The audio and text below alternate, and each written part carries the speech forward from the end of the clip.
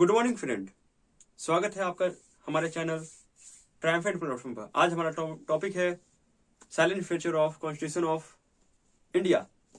आज हम Indian polity पे silent future of constitution of India पे चर्चा करेंगे। थोड़ा गला खराब है तो आवाज थोड़ा भारी भारी आ रहा होगा, इसके लिए सॉरी पहले ही। चलिए अब हम अपना शुरू करते हैं। Silent future of constitution of India शुरू देखिए। जैसा कि हम लोग जानते हैं कि हमारा कॉन्स्टिट्यूशन जो है लैंडियस रिटन कॉन्स्टिट्यूशन है और बहुत सारे जगह से लिया गया है, बहुत सारे बैरो किया गया है। तो पहले इसी बात पे हम लोग चर्चा रहेगा कि हमारा कॉन्स्टिट्यूशन जो है एक बोरोड कॉन्स्टिट्यूशन है। तो कॉन्स्टिट्यूशन ऑफ इंडिया, पहला बात तो बोरोड कॉन्स्टिट्यूशन। हमारा कॉन्स्टिट्यूशन कैसा है? तो बोरोड कॉन्स्टिट्यूशन है।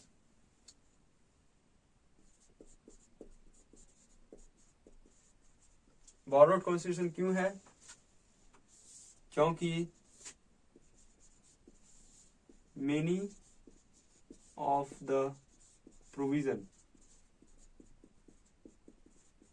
मतलब पार्ट, यानी कोई हिस्सा बोरोड किया गया है।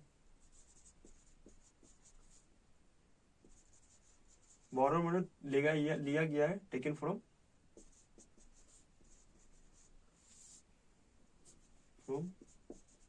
Other country. जैसे एग्जाम्पल के लिए देख लीजिए, हमारा जो है fundamental right,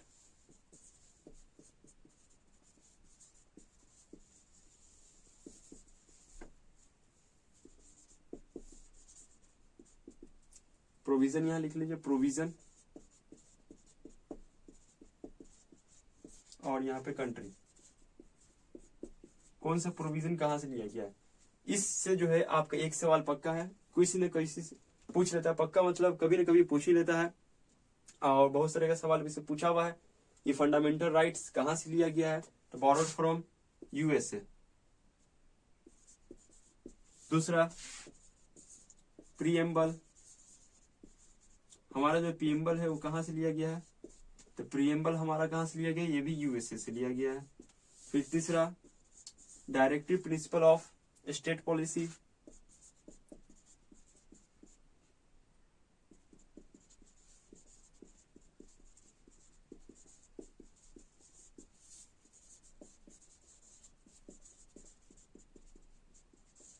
directive principle of state policy ये कहां से लिया गया है? आयरलैंड से। चौथा आपका फंडामेंटल ड्यूटीज कहां से लिया गया है? यूएसएसआर से। फंडामेंटल ड्यूटीज यूएसएसआर से लिया गया है, जो कि हर इंडियन पे लागू होता है। फंडामेंटल ड्यूटीज जरूरी है। अब यहां तक आप नोट्स कर लीजिए, इसके आगे हम लोग बात करेंगे।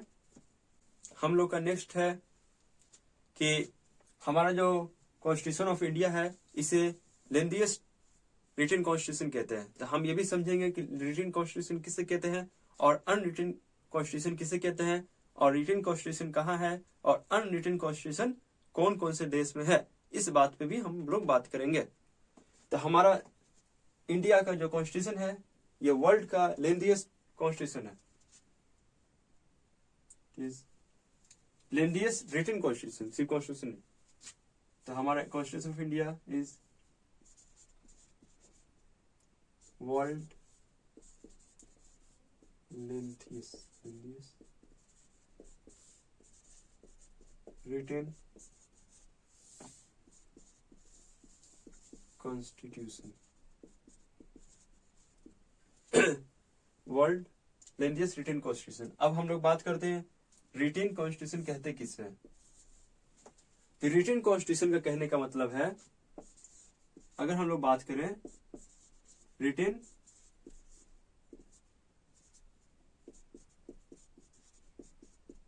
कॉन्स्टिट्यूशन, रिटन कॉन्स्टिट्यूशन का मतलब है जहां पर कॉन्स्टिट्यूशन जो है उसका रिटन कॉन्स्टिट्यूशन मतलब ऐसा नहीं कि कॉन्स्टिट्यूशन लिखा हुआ है तो उसको रिटन कॉन्स्टिट्यूशन करें, कहीं पेपर में लिख दिया रिटन कॉन्स्टिट्यूशन, ये बात नहीं है। इसका असल मतलब क्या है? इसका असल मतलब है कि जहां पर कॉन्स्टिट्यूशन का ज्यादा महत्व हो, किससे? पार्लियामेंट से, यानी सुप्रीमेसी ऑफ कॉन्स्टिट्यूशन ज्यादा हो पार्लियामेंट से, यानी कॉन्स्टिट्यूशन सुप्रीम से ज्यादा सुप्रीम हो, हर चीज से सुप्रीम। इंडिया का कॉन्स्टिट्यूशन जो है सुप्रीम है, वो चाहे आपका प्राइम मिनिस्टर हो, प्रेसिडेंट हो, उससे भी सुप्रीम क्या? कॉन्स्टिट्यूशन। सबसे पहले आपको कॉन्स्टिट्यूशन, उसके बाद आपको प्रेसिडेंट।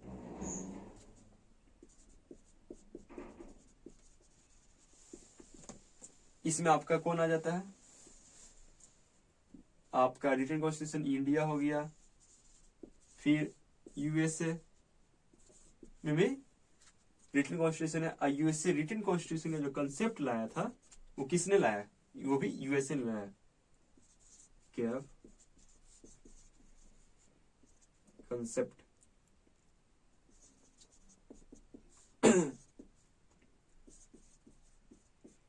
Written constitution. और कहा जाता है तो रिटन कॉन्स्टिट्यूशन का बॉन्ड कहाँ हुआ?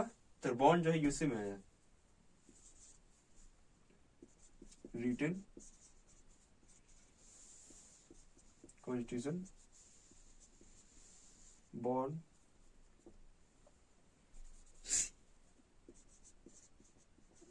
इन यूएसए। अब हम बात करते हैं अनरिटन में। सॉरी,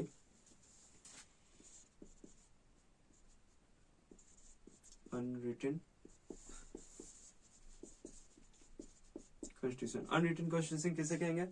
जहां पर आपका पार्लियामेंट सुप्रीम हो,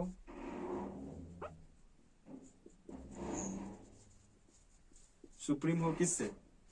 कॉन्स्टिट्यूशन से। इस तरह का सिस्टम कहां चलता है? आपका यूके। यूके में आपका पार्लियामेंट सुप्रीम है किससे? कॉन्स्टिट्यूशन से, जहां अनरिटन कॉन्स्टिट्यूशन है। फिर आपका सऊदी अरब,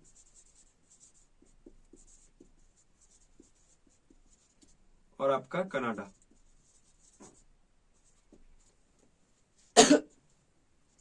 हमारा कनाडा से हम लोग का स्टेट लिस्ट और यूनियन लिस्ट जो है कनाडा से लिया गया है कॉन्स्टिट्यूशन का।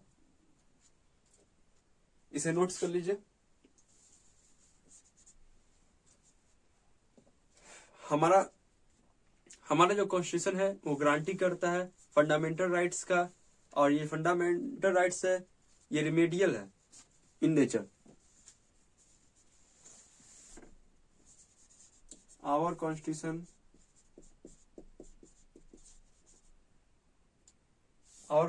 guarantees fundamental rights and it is remedial in nature। remedial in nature। अगर इन केस ऑफ अगर वायलेशन हो रहा है, स्टेट अगर वायलेट कर रहा है आपके फंडामेंटल राइट्स को, तो वन काइंड क्या कर सकता है? वो सुप्रीम कोर्ट जाके केस कर सकता है स्टेट पे, और वायलेशन अगर हो रहा है तो, और सुप्रीम कोर्ट रिट्स जारी कर सकती है स्टेट के खिलाफ।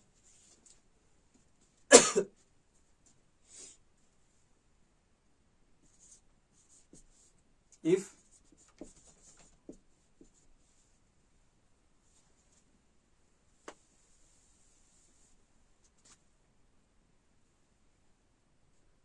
in the case of, लिखिए, if नहीं,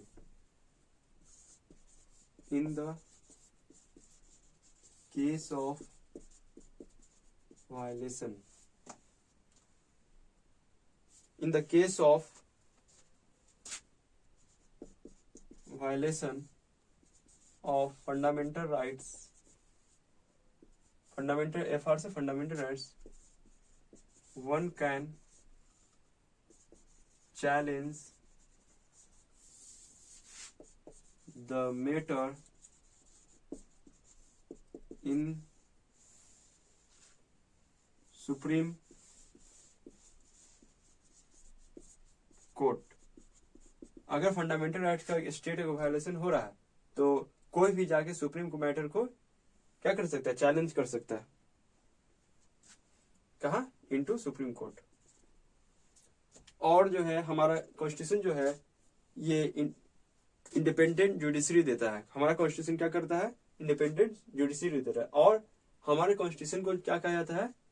हमारे constitution fix, flexible as well rigid भी कहा जाता है।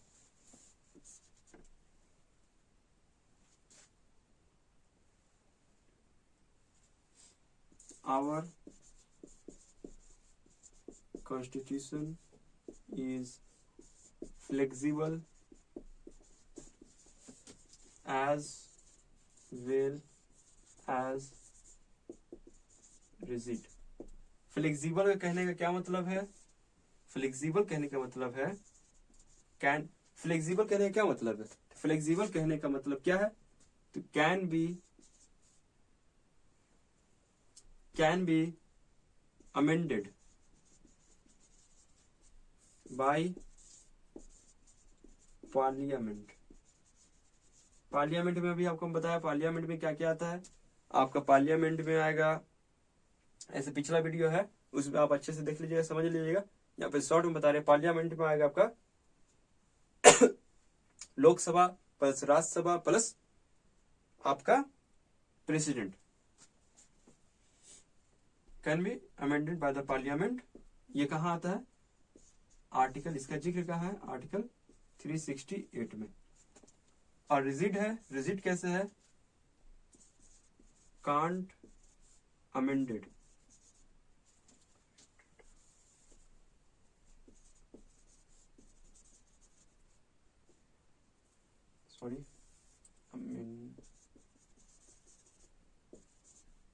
every thing like basic structure. Amend तो कर सकते हैं आर्टिकल 368 के अनुसार, लेकिन हर चीज को अमेंड नहीं कर सकते, हर चीज में बदलाव नहीं कर सकते। बेसिक स्ट्रक्चर जो है, जैसे कि बेसिक स्ट्रक्चर है वो आप अमेंड नहीं कर सकते हैं। पार्लियामेंट का सिस्टम, फिर स्टेट का पॉलिसी, ये सब जो है बेसिक स्ट्रक्चर है, इसमें आप अमेंडमेंट नहीं कर सकते हैं। इस वीडियो के लिए हम लोग इतना ही रहने देते हैं, नहीं तो आपका वीडियो लॉन्ग ज्यादा हो जाएगा। नेक्स्ट वीडियो में पार्ट 2 लाऊंगा, उसमें आप इसके आगे हम लोग देखेंगे। इसमें अभी बहुत सारे पॉइंट बाकी हैं जो कि वो भी इंपॉर्टेंट है काफी। तो वीडियो देखने के लिए शुक्रिया, थैंक यू, जय हिंद।